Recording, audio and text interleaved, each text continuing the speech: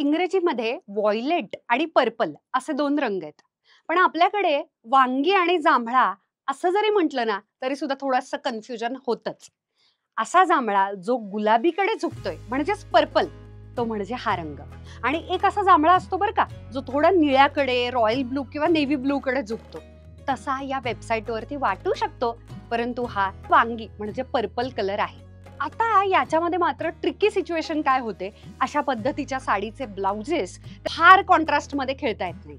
एकतर अशाच कलर फॅमिलीमध्ये जाणारा गुलाबी रंग किंवा एकदम कॉन्ट्रास्ट जसा मी आज घातलेला आहे तसा धम्म पिवळा ब्लाउज तुम्ही याच्याबरोबर घालू शकता. पण उत्तम गोष्ट म्हणजे ही पण साडी विथ ब्लाउज पीस आलेली आहे आणि याचा ब्लाउज त्याला इतक्यात सुंदर काठासहित तो आलेला आहे. त्यामुळे तसा जर तुम्ही शिवून घेतला तर याचा लुक आज मी जो लुक केलाय याच्यापेक्षा बराच रॉयल आणि खूप क्लासी होऊ शकतो. अतिशय चापून चोपून बसलेली ही साडी 900 रुपयांना आहे. आर्ट सिल्क असं जे फॅब्रिक कंपोजिशन दिलंय त्या आर्टला छोटं केलेलं असतं बरं का.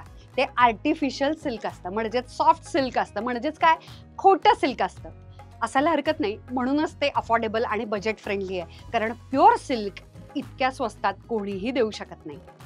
एक फायदा होतो जसा आपल्या खिशाला होतो, तसाच दुसरा म्हणजे याचं सुळसुळीत किंवा सॉफ्ट असणं आणि त्याच्यामुळे ही साडी अतिशय अंगाला चापून चोपून बसते. या साडीतला मला सगळ्यात आवडलेला प्रकार सांगू, याचा वेगळ्या पद्धतीचा काठ.